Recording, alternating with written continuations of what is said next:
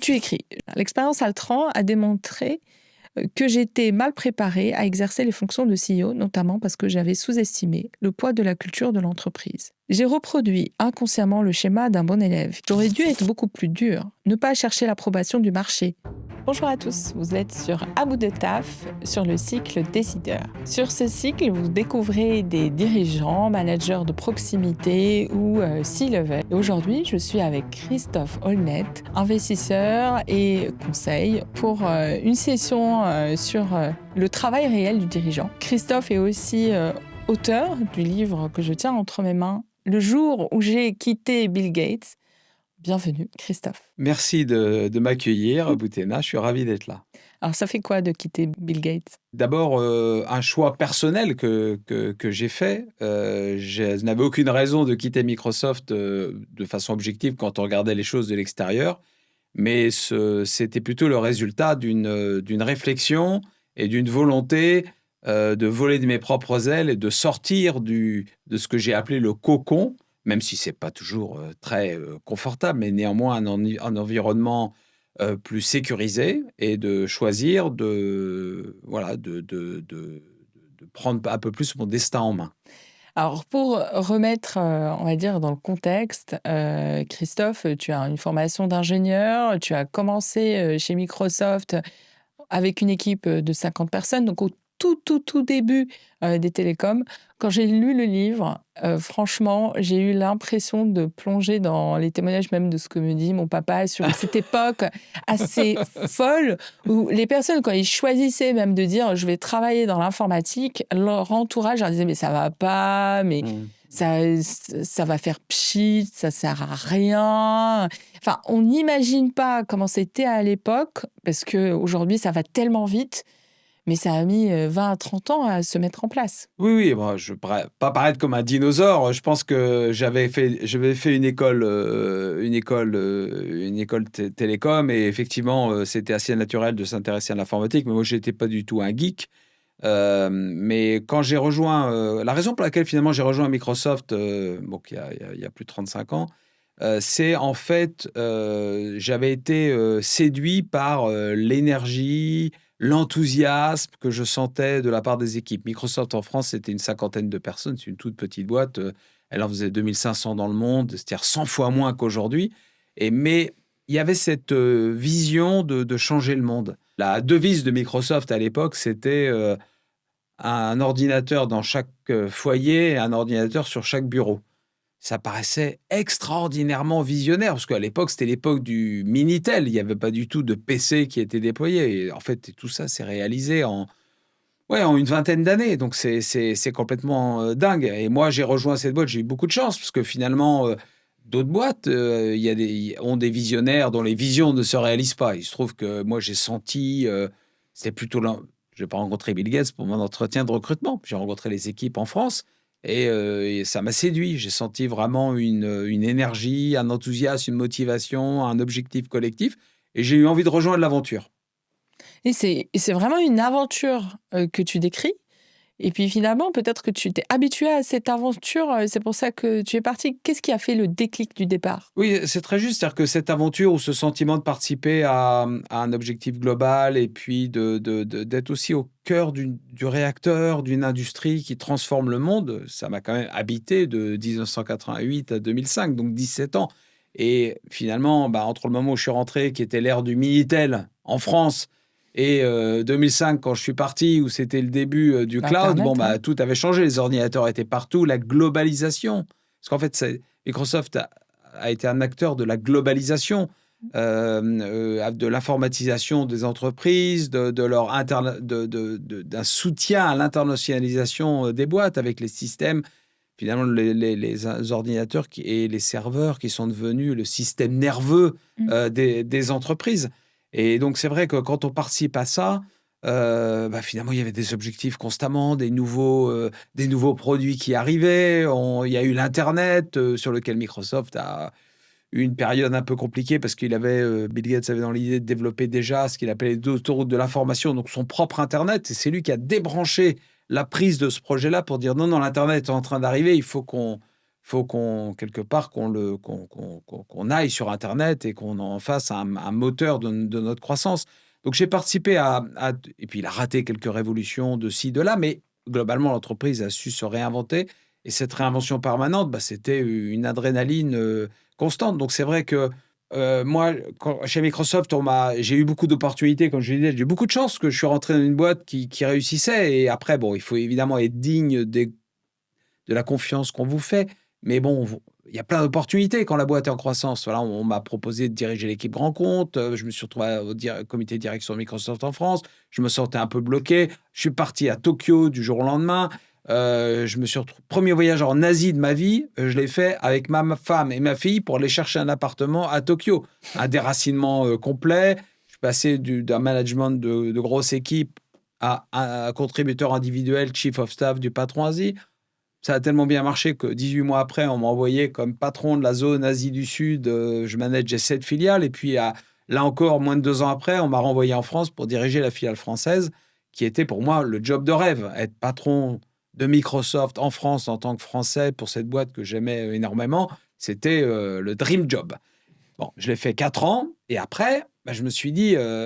j'avais plusieurs interrogations. La première, c'est que j'avais un petit côté Gen Z avant l'heure, si je puis dire.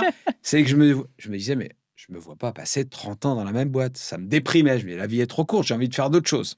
Deuxième chose, malgré tout, j'avais du succès en tant que patron de Microsoft, mais je me disais, bon, quelle est la part du succès qui est liée à moi et quelle est la part à mon impact? Et pour moi, l'impact, c'est une notion très importante. Ça fait partie de mes valeurs. J'ai envie de mesurer l'impact de ce que je fais. Et donc, je me suis dit au bout d'un moment, bon, voilà, si je... Et puis, on me proposait évidemment, ça faisait 4 ans que j'étais à la tête de la filiale française, on me proposait d'autres responsabilités encore plus importantes, mais ailleurs dans le monde. Et je me suis dit, bon, si je repars, je reviendrai, j'aurai, je ne sais pas, 50 ans, 20 ans de Microsoft, je serai beaucoup moins bankable sur le marché français. J'avais dans l'idée d'être le patron moi-même d'une entreprise, parce que... Faut pas rêver, hein. On peut être le directeur général de la filiale la plus prestigieuse de la plus belle boîte du monde. Ça n'a rien à voir avec être le CEO, mais d'une boîte plus petite. Et on va y revenir dans un instant, probablement. Je l'avais intuité, je n'avais pas probablement mesuré tout ce que ça voulait dire. Mais c'est très différent. Donc, moi, je rigole un peu quand je vois des DG de grandes boîtes, des DG de filiales de grandes boîtes qui se prennent. Si je suis DG d'Amazon, je ne suis pas Jeff Bezos. Hein, c'est pas moi, Jeff Bezos.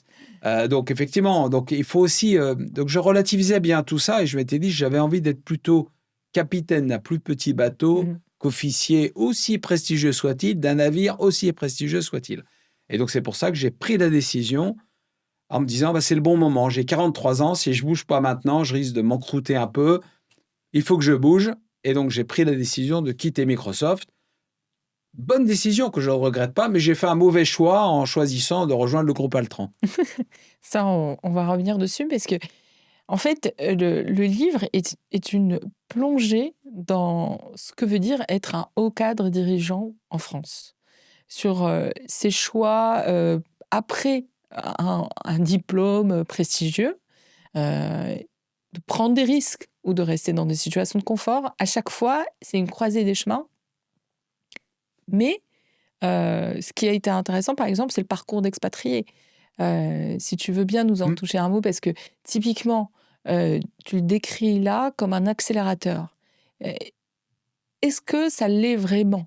Parce que c'est quand même une expérience riche, bien sûr, mais aujourd'hui, dans les statistiques, on voit bien que les cadres rechignent un peu à partir parce qu'ils voient bien qu'il y a un coût à revenir et à ne pas trouver le dream job, parce que là, il y a eu le dream job qui, d'une certaine manière, attendait ou qui t'a accueilli.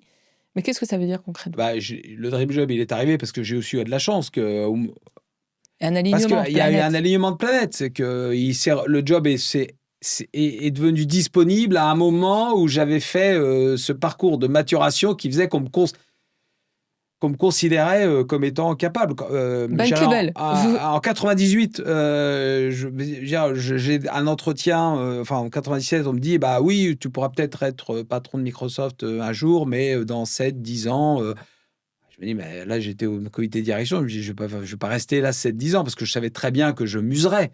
À un moment donné, il y aurait 2-3 quarters moins bons.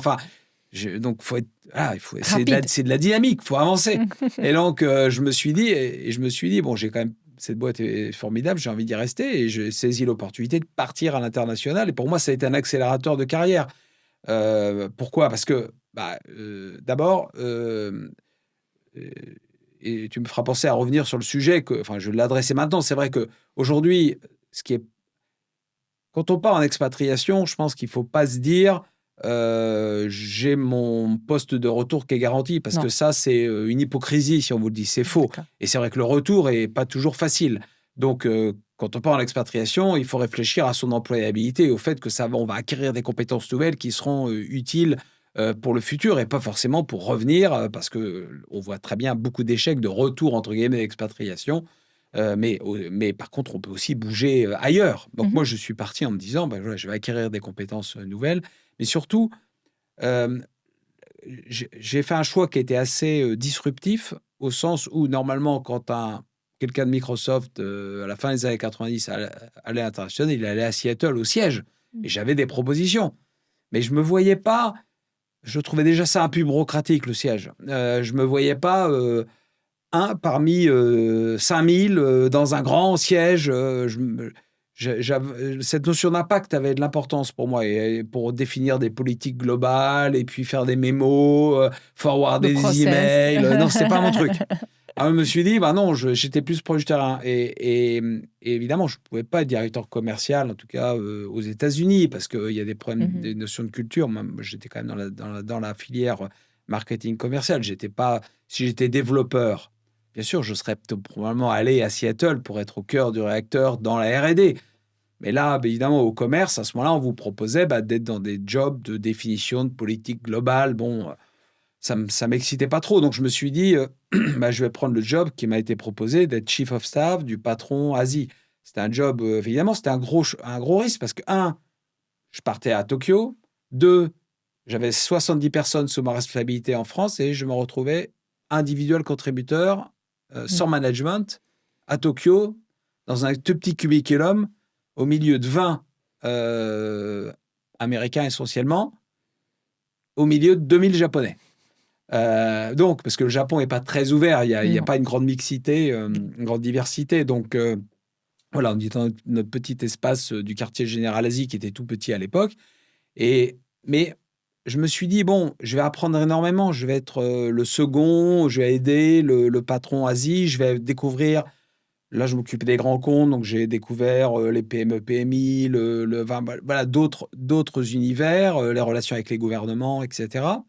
J'ai pu, pour lui, piloter il me confiait des dossiers, un programme de satisfaction client en Asie, la lutte contre le piratage, qui était un énorme problème à l'époque, Mm. restructurer l'équipe commerciale grand compte en Chine. Donc, je me suis occupé de projets comme ça. Et je me suis dit, ça m'a forcé ma réflexion stratégique. Plutôt que je vais sortir un peu de l'opérationnel pour être plutôt dans un rôle de conseil et de Mm. réflexion. Et ça a vraiment atteint ses objectifs de ce point de vue-là. L'autre chose que je voyais, je me disais, bon, voilà, quand Bill Gates ou Steve Ballmer venaient à Tokyo, j'allais les accueillir au pied Mm. de l'avion, je les briefais, je préparais les speeches. Donc, ça m'a permis aussi je les connaissais déjà parce que j'étais rentré suffisamment tôt dans l'entreprise, mais ça m'a permis de développer des relations, parce que finalement, quand on fait un trajet en voiture, dans les embouteillages, on finit par parler de soi les uns les autres, et ce sont des moments assez uniques pour établir une relation un peu plus intuitive, personnelle. Donc, c'était un effet secondaire positif que j'imaginais et qui a eu lieu. Ce n'était pas la motivation première. La motivation première, c'était vraiment de développer ma réflexion stratégique et de mieux comprendre comment fonctionne une entreprise. Et voilà, donc j'ai eu la chance que ma femme ne travaillait pas à ce moment-là, Mm. a fait le choix de me suivre. Et ce n'était pas facile, parce que Tokyo, surtout à l'époque, il n'y avait pas d'Internet, vraiment. C'était le tout début. Il y avait pas, ils avaient leur propre système téléphonique, et puis il n'y avait pas de Wi-Fi mobile. Donc, de toute façon, on achetait des minutes de communication pour parler à sa famille une fois par semaine. Donc, c'est une expérience d'expatriation totalement différente de celle que j'ai vécue après, où effectivement, on peut faire un déjeuner, un dîner décalé en FaceTime avec sa fille qui est restée à distance. Bon, c'est très, très différent. Mais là, voilà, c'est une vraie aventure familiale, Mmh. un déracinement, si je C'est puis un dire. déracinement et effectivement et qui ressoud les liens, Ouais. autrement, une Ouais, c'est une expérience. belle aventure et puis bon, voilà et la chance que j'ai eue, c'est que moins de 2 ans après, on m'a envoyé à Singapour, là, pour prendre en me disant: «Bah, voilà, il y a un job qui s'ouvre, on pense que tu es la bonne personne». Jamais personne n'aurait pensé à moi avant pour ce job-là, si j'avais pas pris ce risque-là. Et c'est, d'une certaine manière, en c'est typiquement la doctrine qu'un cadre dirigeant doit s'occuper lui-même de sa carrière. Alors c'est un très bon point et c'est un message que je passe et sur lequel je continue à réfléchir. Je pense que votre carrière est trop importante pour la laisser, pour la déléguer aux autres. Il y a un point qui est important, c'est l'employabilité et je pense que les grandes entreprises, sont effectivement souvent des cocons. Elles ont des côtés prédictibles. On est dans un environnement dont on connaît, les règles, Mmh. et puis on peut être tenté, bah, de se laisser porter Mmh. et de ne pas forcément réfléchir, et de se laisser porter, y compris dans des jobs qui Mmh. parfois n'ont pas forcément beaucoup de sens à l'extérieur. Moi, je vois passer des CV parfois de gens, où je lis le contenu de ce qu'ils font. Il y a 15 acronymes, enfin 3 acronymes, des termes, qui sont propres à Thales, à LVMH, à L'Oréal, parce qu'ils sont dans leur environnement et on se dit: «Mais ça en quoi c'est utile à l'extérieur?» Et donc je pense que le cadre, doit constamment avoir à l'esprit en quoi les jobs que je prends, les formations que je fais, les compétences que je développe cultivent, développent mon employabilité. Parce que c'est mon actif le plus important. Mmh. Je peux perdre mon emploi, mais je ne peux pas perdre mon employabilité. C'est terrible de se dire ça parce qu'avec, tout ce qui arrive, entre autres l'IA, et tu es bien placé pour le savoir, et le voir, l'observer, même voire investir. Hem, comment, on peut vraiment penser son employabilité à son niveau micro, hein, c'est-à-dire, particulier, d'individu aujourd'hui? Comment on peut y arriver? Parce que, c'est difficile de se projeter, Oui, mais aujourd'hui, de toute façon, la réalité, c'est que je pense que le problème qu'on a, c'est que tous les systèmes RH ont été bâtis sur une fausse promesse d'ailleurs, mais bon, qui pouvait quand même exister plus ou moins d'emploi à vie dans l'entreprise. C'est-à-dire que tout est basé sur le fait, je vous développe, et finalement les RH sont mesurés sur la rétention. Bon. Mais tout ça est aujourd'hui balayé par le fait qu'on vit de plus en plus vieux en bonne santé, et c'est très bien, que le système des retraites, il est totalement exsangue, et qui fait que de toute façon, moi, je rencontre énormément de cadrats, de quinquas et voire même de trentenaires qui se disent: «Bon, faut que je réfléchisse à ce que je ferai après, l'entreprise» et donc je dois donc à ce moment-là, me prendre en main et réfléchir en quoi mais je trouve que moi, je trouve pas ça terrible, je trouve ça bien. En quoi, cet actif, personnel, mes compétences, en quoi ce que j'apprends, je vais pouvoir le déployer dans un autre, contexte? C'est vrai, mais j'ajoute que dans le livre, on découvre la part, sombre de cette histoire-là, dans le sens, le coût, les doutes, les incertitudes, la sueur parfois et même, la, l'un des passages que j'ai vraiment apprécié, c'est la description que tout d'un coup, le fait de sortir de l'institution, de n'importe quelle institution, d'employeurs en particulier les plus grosses, tout d'un coup, on se retrouve quasiment, on va dire à nu, Oui, sur le regard des oui, autres. oui. C'est plus facile de changer quand on est déjà dans une boîte plutôt quand on est Alors, dehors. absolument et d'ailleurs c'est pour ça aussi que j'ai écrit ce livre. Je l'ai écrit parce que j'ai mesuré à quel point j'étais mal préparé au monde extérieur, parce que moi, je suis tombé brutalement de l'échelle, comme je dis, parce que finalement, j'avais monté tous les bords de l'échelle.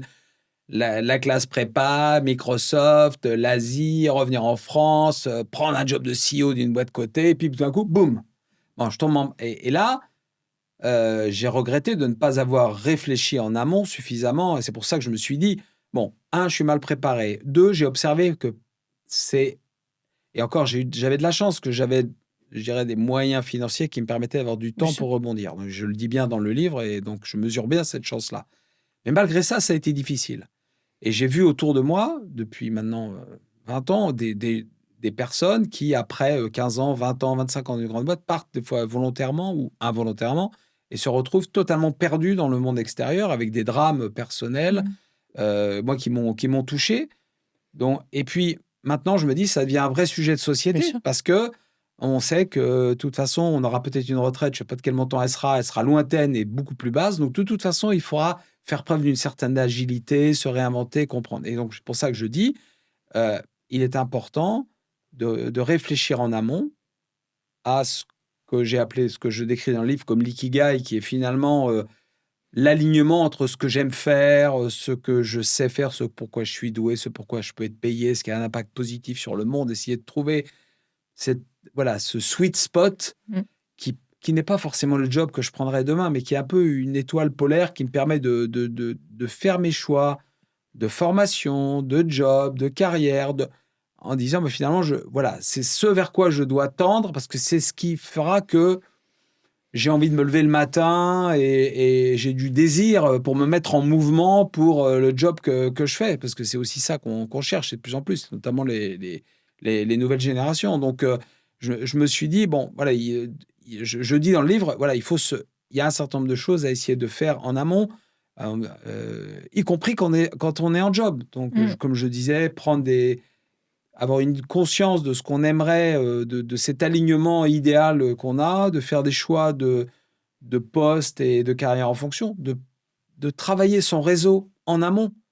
Euh, je discutais hier avec une personne qui dit, voilà, j'ai quitté L'Oréal après 30 ans de L'Oréal, elle plaisantait un peu, elle dit, j'avais 6000 contacts LinkedIn, 5550 de L'Oréal.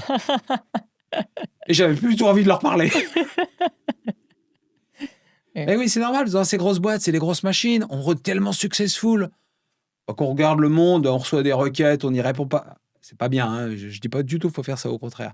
Mais on peut comprendre le côté naturel d'être un peu enfermé dans son monde. Mm. Et en fait, bah non, un réseau, ça se cultive en amont. Parce que ça ne peut être actionné. Il faut surtout, si on veut l'actionner quand on en a besoin, il faut l'avoir, le réseau. Il ne faut pas se mettre à le construire quand on en a besoin, parce que ça ne marche pas. J'ai l'habitude de citer ce que j'ai appris aux États-Unis en disant un réseau, il se construit quand tout va bien. Ouais. On l'utilise quand tout va bien. Comme ça, il est là quand tout va mal. Voilà. Autrement, c'est trop tard. Voilà. Et y compris d'ailleurs, je pense, sur ce réseau, d'essayer de développer des relations avec les gens qui vous paraissent intéressants, Oui. non pas par rapport au logo que vous avez sur le front, mais par rapport à vous en tant que personne. Bien sûr. Ce qui fait que, bah voilà, le jour où vous sortez, vous n'êtes pas identifié comme Peugeot, L'Oréal, mais en tant que Christophe. Isabelle, Christophe, Boutena. Effectivement, et ça revient sur la question de la désirabilité du travail et même de l'acteur stratège. Et, cette stratégie, on va dire, pour naviguer, on va dire, le marché de l'emploi, mais aussi des postes et des postures, on le découvre assez bien dans le livre, puisque après Microsoft, c'est l'aventure Altran. Oui. Alors, sur l'aventure Altran, ce que je disais tout à l'heure, c'était une bonne décision, hein. Et puis, de toute façon, j'ai fait tellement de choses depuis qui m'ont permis de mieux me découvrir moi-même. Et finalement, c'est une grande chance. Si j'étais resté chez Microsoft, j'aurais pour le moment très bien continué à réussir et monter les barreaux de l'échelle, je ne sais pas jusqu'où. L'histoire aurait été différente. Donc, et en tout cas, je pense que c'est la bonne décision. C'était un mauvais choix au sens où, pour moi, c'était un job de CEO d'une boîte du SBF 120. Je me projetais, j'avais envie de diriger une entreprise. Donc, c'est une belle occasion de passer du DG d'une filiale à DG d'une boîte. Il y avait un fondateur qui voulait. Il y avait eu tout un tas de problèmes, comptables qui avaient été soulevés, qui avaient mené un procès. Les 2 dirigeants opérationnels avaient été licenciés, et puis un directeur financier était arrivé, et puis à l'issue de cette phase de transition, il considérait que tout était réglé, et donc il fallait un nouveau CEO, monsieur propre, si je puis dire, pour tourner la page et puis redévelopper. Donc c'était une belle histoire, parce que finalement, j'analysais le risque comme minimal avec une entreprise qui avait été pas mal secouée, une volonté de repartir, qui avait une belle marque, et je pense que de ce point de vue, c'était une bonne analyse que j'avais probablement mal mesurée. C'est à quel point les affaires étaient encore présentes dans l'entreprise, et à tel point que lorsque je suis arrivé pour faire cette transition en douceur dans la durée avec Alexis Kniazev, qui était le président fondateur d'Altran.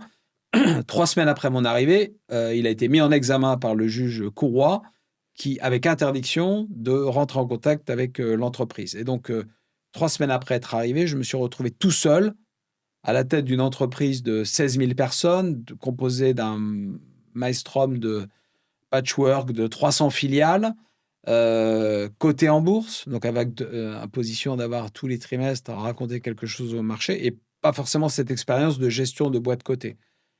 Bon, je dirais que ça s'est plutôt globalement pas mal passé au début, puisque j'ai lancé un plan de restructuration, mais j'ai fait un très bon job de COO. J'ai pas du tout géré le board, pensant que j'étais en confiance, sauf que le board, il a été complètement transformé suite au départ d'Alexis Kniazev. Il y a un nouveau président du conseil de surveillance qui est arrivé. Il a renouvelé les membres avec des personnes qu'il connaissait, et puis finalement, je me suis trouvé avec un board qui m'a mis en minorité de façon préméditée. Je raconte ça, c'est vraiment assez intéressant. Bon, on n'y reviendra pas. Mais il faut le lire. Un coup de Trafalgar qui fait que voilà, je dois partir. Et du jour au lendemain, je me retrouve hors de la boîte avec un agenda vide et une grosse question, une grosse angoisse aussi, et en se disant, mais qu'est-ce que je vais faire, sachant que j'étais un peu... Voilà, j'avais quand même un gros échec, même si on vous dit, ouais, les échecs, c'est super, on apprend beaucoup. Bah oui, on apprend beaucoup, mais en France, ça vous marque un peu. C'est-à-dire que j'étais absolument plus du tout bankable pour prendre un job de CEO. D'une certaine manière, en France, on dit souvent le milieu politique est très violent. Alors que moi, je répète aussi, plutôt, que le milieu d'entreprise est un milieu qui est très violent. Parce qu'il y a de la politique. Il y a des agents politiques, il y a de la politique. On veut défendre un pouvoir, on veut défendre une vision, une culture, une manière de faire, d'opérer, une stratégie. On n'est pas d'accord. Des formes de valeurs qui s'entrechoquent. Il n'y a pas que du pragmatisme.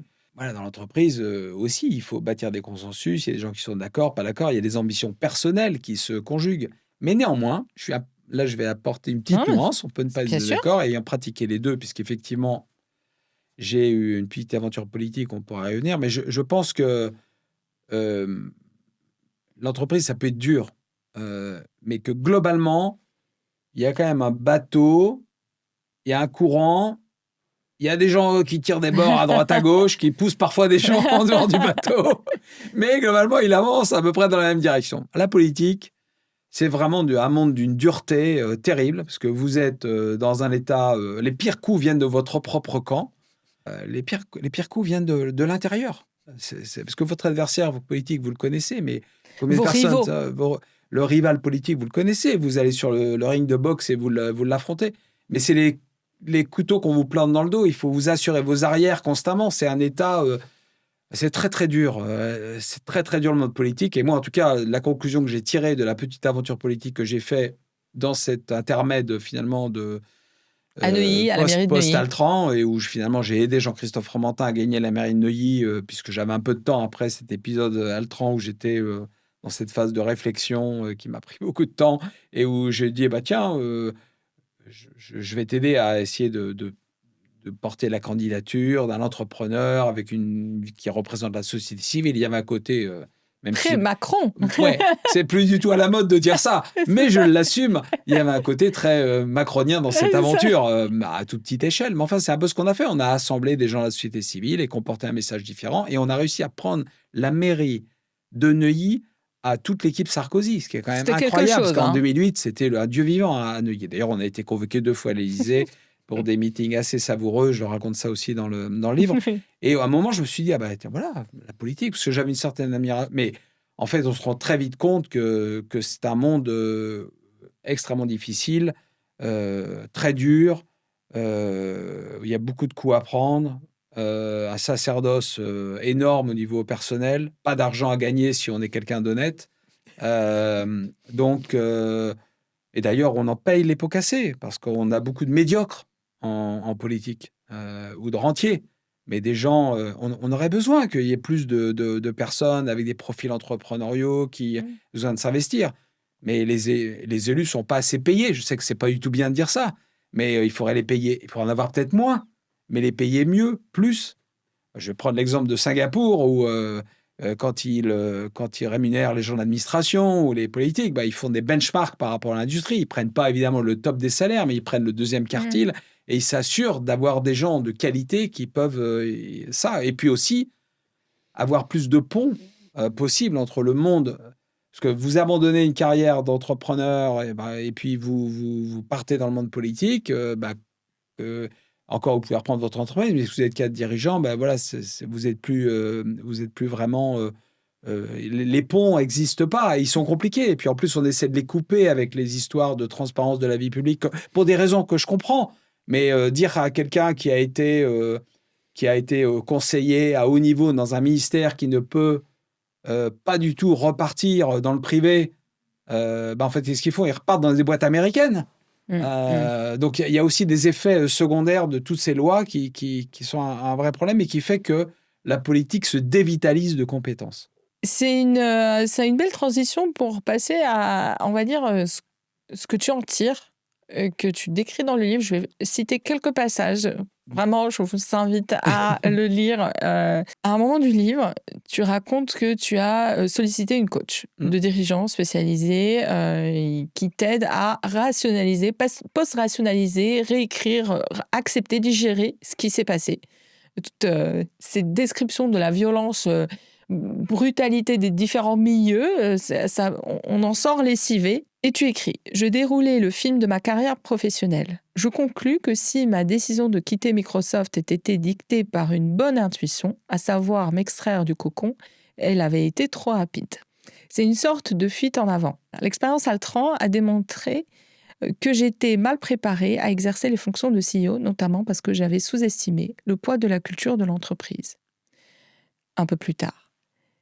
J'ai reproduit inconsciemment le schéma d'un bon élève qui travaille d'arrache-pied pour relever un défi, reçoit de bonnes notes et en est félicité. J'aurais dû être beaucoup plus dur, ne pas chercher l'approbation du marché trop rapidement, mais insister sur le caractère catastrophique de la situation de l'entreprise. En lieu et place de cette approche boy scout pleine de bonnes intentions, j'aurais dû revêtir la peau de bête d'Hercule et expliquer à tout le monde que nous allions nous attaquer aux 12 travaux et que ce serait long. Noircir l'état des lieux. J'ai trouvé vraiment, je vous invite à le lire parce que c'est difficile pour un dirigeant de prendre la parole sur ça parce que souvent ils sont encore en poste, donc on est encore aliéné par le contrat et la confidentialité. Mais ça décrit aujourd'hui les difficultés des entreprises parce que finalement, soit on est, on va dire, gentil, et on se prend des murs, soit on est dur et on est protégé par le système. Oui, en fait, voilà, c'est ce que j'expliquais, c'était ce côté dans mon parcours, dans ma façon d'être, où finalement, j'avais été conditionné un peu dans un parcours de bon élève. Et c'est vrai de que méritocratie à la française. De méritocratie, mais qui est très bien. Enfin, je veux dire, ça a ses vertus. Et les grandes entreprises, les grandes administrations ou les grandes institutions, elles ont un côté école. D'ailleurs, on parle souvent, on dit l'école Xerox, l'école HP, l'école L'Oréal, l'école Procter. Pourquoi? Parce qu'on KPMG, enfin les écoles d'audit. En fait, on recrute des jeunes, on les forme, ils grimpent les barreaux de l'échelle, il y a une prédictibilité, une certaine forme de sécurisation. Et c'est vrai que voilà, et donc le job consiste à relever des défis qu'on vous donne pour le faire aussi bien qu'on peut et puis atteindre les objectifs. Et ce que je fais un parallèle, j'utilise la fable du loup et du chien dans le livre en disant finalement, quand on est dans un environnement gros corporate, on est un peu un animal domestiqué. C'est-à-dire qu'on a des règles, on a un enclos, oui, on peut batifoler dans l'enclos, mais on peut pas franchir quelques barrières. Donc mais on connaît les règles et puis on fonctionne comme ça. Et alors que quand on sort, il faut retrouver un instinct un peu sauvage. Donc on passe d'animal domestique à animal sauvage. C'est la fable du loup et des chiens de La Fontaine. Et c'est vrai que quand on est à l'extérieur, il faut comprendre que le monde est plus difficile. Et moi, ce que j'aurais dû faire, plutôt que d'essayer de mettre dans un mode « Ah, vous me donnez un défi difficile, je vais essayer de l'atteindre », mais je l'atteins pas tout à fait, il y a des problèmes, et puis j'ai oublié un gros détail qui est que la boîte est cotée en bourse, et quand on est coté en bourse, il faut raconter quelque chose Mmh. tous les trimestres qui est quand même très compliqué. C'est très difficile de se transformer quand on est en bourse, parce Bien que sûr. si dans un communiqué de presse, vous dites le mot La vérité. transformation, Ouais. votre cours de bourse perd 30%, parce qu'ils se disent, bon, je vois le truc, ça veut dire on va perdre de l'argent dans les trimestres qui viennent. Alors que c'est pour ça que autant de boîtes sortent de la cote pour se faire réinventer en Mmh. private equity, parce que là, il y a des fonds qui disent, OK, on accepte la courbe en J Mmh. pour un futur meilleur. Donc, ce que j'aurais dû faire, et ça aurait été très dur vis-à-vis des gens c'était noircir le tableau en disant, d'abord, avoir une approche pluraliste, peut-être en disant, non, c'est la merde. Il va falloir couper dans Couper. le dur, va y avoir des coûts de restructuration, je vais plomber les résultats. Mais c'est ce que font. Vous regardez tous les patrons de boîtes qui ont fait pas mal de success stories. Ils arrivent et ils commencent par noir sur le tableau pour se donner les marges de manœuvre. En disant voilà, ça va pas du tout, il faut le cash, ça va pas, donc je relève des fonds, je redilue, et voilà, je me donne une respiration, et à partir de là, je suis montant. Alors que moi, j'ai été trop gentil, trop bon élève.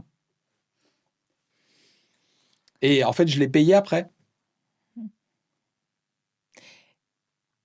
Tu décris le passage, en tant qu'investisseur.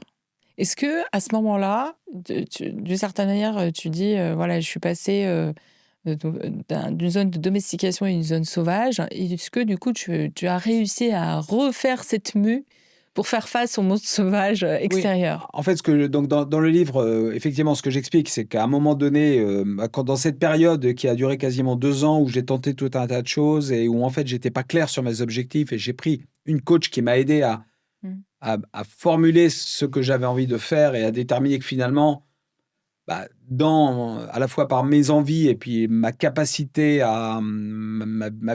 l'image que j'avais donnée au marché, Mmh. et le côté un peu flou de mon CV à ce moment-là, parce que j'ai fait plein de choses, c'était de reprendre une PME. Et j'ai eu cette chance par la sérendipité, de rencontrer quelqu'un et finalement, j'ai repris la direction générale de NetGem, ce qui m'a fait effectivement énormément de bien. Et en parallèle, là, par contre, j'ai continué à beaucoup m'intéresser au monde de l'investissement, Mmh. du private equity, du venture capital. Et j'ai fait une sorte de MBA de sujet tout seul, en apprenant sur le tas. Donc, d'abord, je me suis concentré sur NetGem, ce qui m'a permis d'avoir une vraie réussite, parce que j'ai totalement transformé l'entreprise, l'internationalisé, gagné des très grands projets à l'international, y compris en Australie, ce qui fait que je me suis réinstallé à Singapour pendant 5 ans.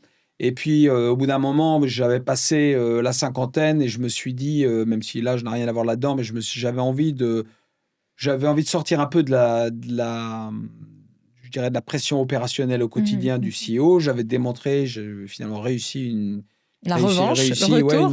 ou une revanche, je ne sais pas si c'est une revanche, mais en tout cas, je m'étais prouvé que voilà, j'étais capable de vraiment développer une entreprise internationale. C'était vraiment très, très gratifiant.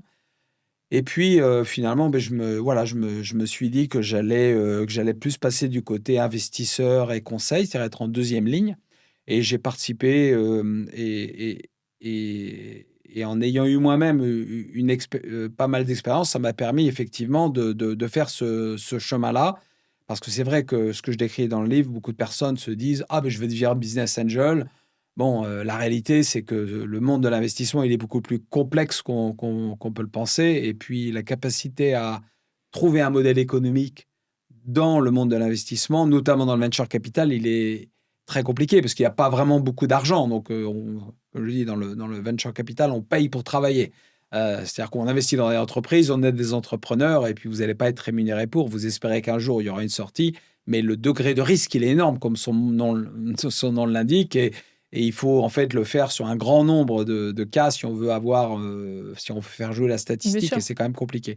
Alors que le monde du private equity, où on investit dans des entreprises matures, Mmh. alors on ne fait pas les mêmes multiples, mais d'un autre côté, on prend moins de risques parce que les entreprises sont profitables. Et donc là, c'est un environnement dans lequel j'avais senti qu'il y aura besoin d'une aide de personnes ayant déjà été Bien sûr. dirigeantes. Et avec mon parcours qui était à la fois un parcours d'avoir vu, je sais pas, dans les grandes entreprises, on apprend des choses. Bien sûr. On apprend les systèmes de management, la façon dont ça fonctionne, le côté multiculturel, on apprend, La- à manager, Bien sûr. etc. Bon, voilà.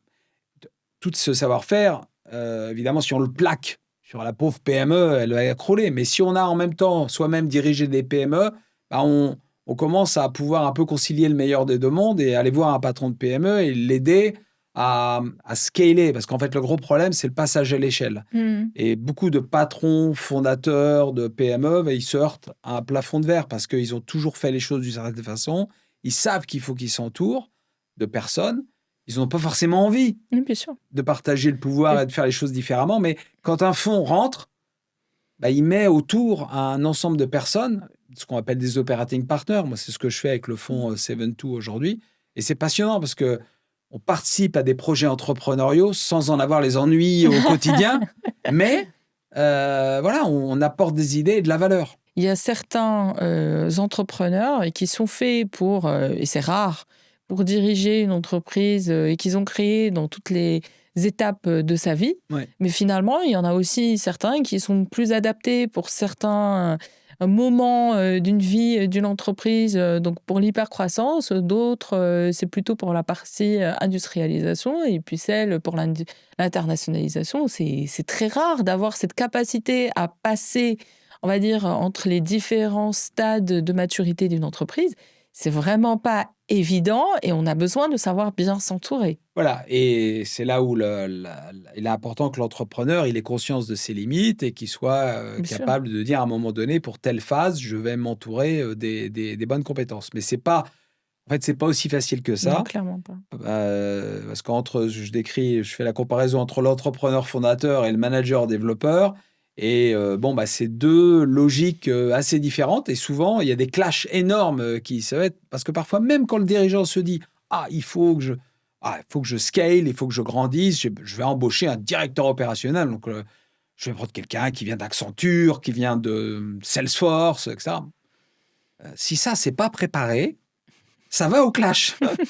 Parce que la personne arrive et commence à vouloir bouleverser Bien les sûr. choses. Et parfois, le fondateur, il choisit la couleur de la moquette. Donc, il est pas du tout... En fait, il a rationalisé Oui. dans une part de son cerveau, mais il y a l'autre part qui lui dit « Non, mais attends, on va pas venir me marcher sur les pieds. » Donc, de ce point de vue, je conseille de faire ce genre de cohabitation quand il y a une tierce partie, notamment un fonds, qui permet de rationaliser un peu tout ça et aussi d'avoir un soutien pour le dirigeant qui arrive et qui doit changer un peu les choses dans une entreprise où il y a un fondateur qui est très présent. Avec ton expérience aujourd'hui sur les nouvelles technologies, comment tu vois, c'est ma dernière question, l'évolution qui arrive avec l'IA? Certains disent qu'il y a une bulle financière, d'autres qui disent qu'il y a une bulle industrielle. Ça, c'est la nouvelle théorie de Jeff Bezos en disant qu'en fait, on manque. Le problème, c'est pas l'argent, le problème, c'est plutôt l'énergie, la capacité à construire même des data centers. Est-ce que. Il y a un parfum de bulle. Voilà. Parce que, alors je veux pas, il y a une sorte de bulle. On voit quand même aujourd'hui un acteur, alors ça me rappelle les années 90, Oui. la fin des années 90, où les acteurs télécoms finançaient leurs propres clients pour qu'ils achètent des choses. Là, vous avez Nvidia qui finance OpenAI pour qu'ils lui achètent, je raccourcis, mais au final, c'est ça. Donc on se dit, bon, il y a un parfum de bulle. La différence, c'est qu'aujourd'hui, on commence à avoir des usages. Donc la question, c'est est-ce que les usages vont rattraper suffisamment tôt la bulle pour qu'elle n'éclate pas finalement. Et donc, je ne sais pas, il y aura certainement des soubresauts. C'est sûr qu'on est devant un phénomène qui va vraiment transformer le travail avec des impacts qu'on a du mal à mesurer aujourd'hui. Est-ce qu'il y aura amplification massive et augmentation de productivité ou est-ce qu'il y aura des suppressions vraiment et des massacres en termes d'emploi? On ne sait pas trop aujourd'hui. Ouais. Il y a même l'estimation d'un job apocalypse. Job apocalypse. Voilà. C'est dur à dire en français. Exactement, job apocalypse, qui serait en train d'arriver aux États-Unis, comme quoi il y a tous les layoffs, enfin les licenciements seraient justifiés d'une certaine manière par l'IA. Bon, moi je pense qu'aujourd'hui, il y a d'abord une crise économique, il y a une crise géopolitique, donc on fait du AI washing sur Exactement. un certain nombre de décisions.